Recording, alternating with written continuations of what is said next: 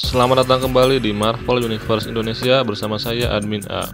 Kali ini kami akan membahas tentang Desert Sword. Desert Sword adalah tim super yang dibentuk oleh pemerintah Irak. Anggotanya adalah Sirocco, seorang mutan dengan kekuatan menciptakan angin untuk terbang atau mengurung orang lain. Sirocco bertindak sebagai pemimpin kelompok ini. Veil, yang mampu mengeluarkan suatu zat kimia dari tubuhnya. Jika menyatu dengan udara, zat itu akan membentuk kabut tebal yang bisa dia kendalikan. Aminedi, The Invisible One. Aminedi adalah mutan yang mampu berubah menjadi partikel-partikel udara yang tak terlihat. Dalam wujud itu, dia bisa bergerak super cepat dan menjadi sangat tajam. Black Razor dan Arabian Night. Black Razor adalah penyihir Persia pada zaman kuno. Dia orang yang jahat sehingga dikurung oleh para penyihir lainnya di sebuah pedang yang disebut Black Blade of Baghdad. Dalam komik Alpha Flight volume 1 isu 32, dia sempat bebas pada tahun 1939, tapi kemudian terkurung lagi di dalam tubuh Eugene Judd, orang yang kemudian menjadi anggota tim superhero Alpha Flight dengan nama Puck. Selama puluhan tahun, Razor terkurung di dalam tubuh Puck sampai akhirnya bisa bebas kembali setelah Puck terjatuh ke dalam sumur yang mengandung energi sihir dalam Alpha Flight issue 50. Sejak itu Razor terus bebas. Razor bisa terbang dan tubuhnya tidak berupa tubuh fisik seperti manusia normal. Jadi hanya bisa dilukai dengan cara tertentu. Salah satunya adalah dengan kekuatan cahaya dari Aurora dan North Star.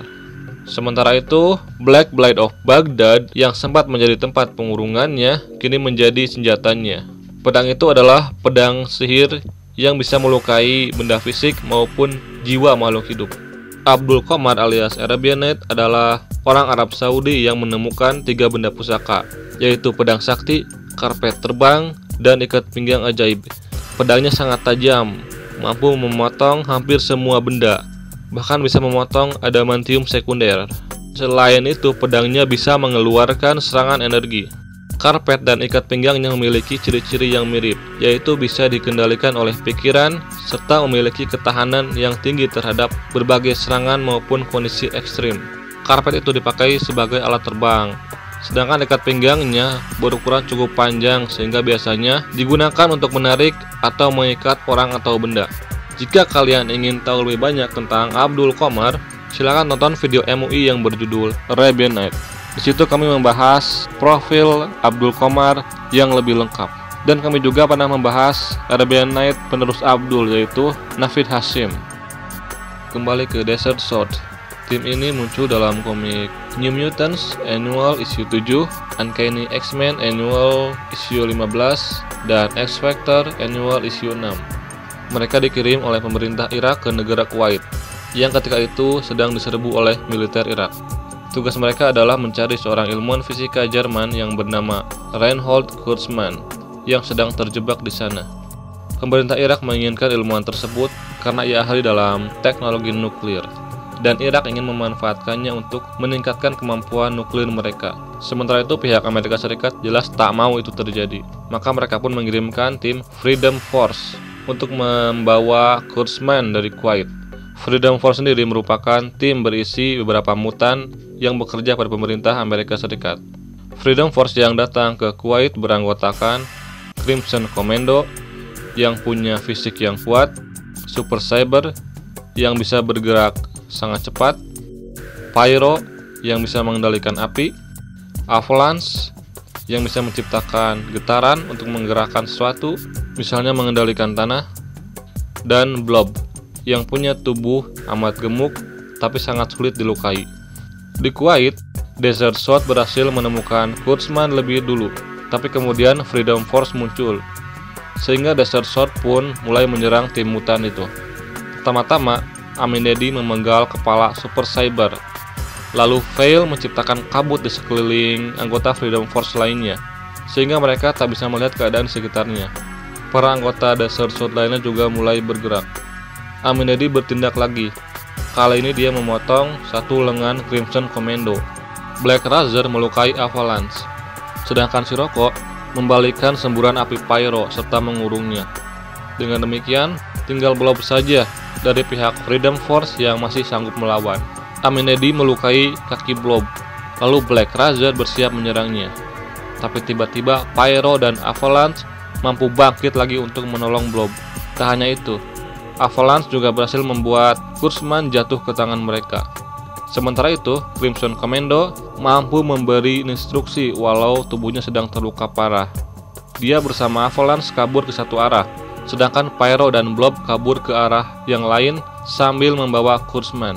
Sirocco pun membagi tim Desert Sword menjadi dua. Arabianet bersama Veil dan Black Razor mengejar Kurtzman, sedangkan Sirocco beserta Amenedi mengejar Crimson Commando. Arabianet berhasil menemukan sasarannya, lalu bersama kedua rekannya bergerak mengepung mereka. Tak hanya itu, dia juga bisa merebut Kurtzman menggunakan ikat pinggangnya. Dalam keadaan terpojok, akhirnya Pyro memutuskan untuk membakar Kurtzman sampai mati, agar ilmuwan itu tak lagi bisa dimanfaatkan oleh pemerintah Irak. Freedom Force memang diperintahkan untuk membunuh Kurtzman jika tak berhasil membawanya. Kematian Kurtzman membuat Pyro dan Blob tak lagi menahan diri untuk bertarung. Pyro pun membunuh Veil dengan cara membakar kepalanya, sedangkan Blob terluka setelah perutnya ditusuk oleh pedang Black Razor dan Arabian Knight. Walau kesakitan, Blob tak mau menyerah. Dia menghantam kedua penusuknya itu dengan pedang mereka sendiri. Setelah itu, Blob dan Pyro segera melarikan diri. Sementara itu di tempat lain, Crimson Commando dan Avalanche terus berusaha kabur ketika tanpa mereka sadari mereka memasuki wilayah yang sudah dipasangi banyak ranjau darat. Ranjau-ranjau itu meledak membuat mereka terluka semakin parah, tapi masih hidup. Dalam kondisi seperti itu, Avalanche tetap berjuang. Dia menggerakkan tanah untuk mengurung Sirocco dan Amenedi, lalu berlanjut membawa Crimson Commando yang sudah tak sanggup lagi berjalan. Avalanche beserta Commando cukup beruntung. Mereka ditemukan oleh helikopter militer Amerika Serikat, sehingga akhirnya bisa pulang dengan selamat. Nasib berbeda dialami oleh Pyro dan Blob. Kedua orang ini justru dihadang oleh beberapa helikopter Irak. Ditambah lagi Black Razor, Sirocco, dan Amenedi juga ikut mengepung mereka. Karena merasa tak mungkin menang, Pyro dan Blob pun memutuskan untuk menyerah. Misi tersebut membuat Desert Sword kehilangan Veil, tapi itu bukan terakhir kalinya anggota mereka mati. Di kemudian hari, Amenedi mati oleh Legacy Virus, yaitu wabah penyakit yang menjangkiti mutan. Sedangkan Arabian Knight mati oleh seorang mutan yang bernama Homo sapiens. Itulah pembahasan tentang Desert Swords. Jangan lupa untuk subscribe, like, comment, dan share. Kalian juga bisa bergabung di grup MUI, like fanpage MUI, serta follow Instagram MUI. Sampai jumpa lagi dalam pembahasan tentang topik-topik Marvel lainnya hanya di Marvel Universe Indonesia.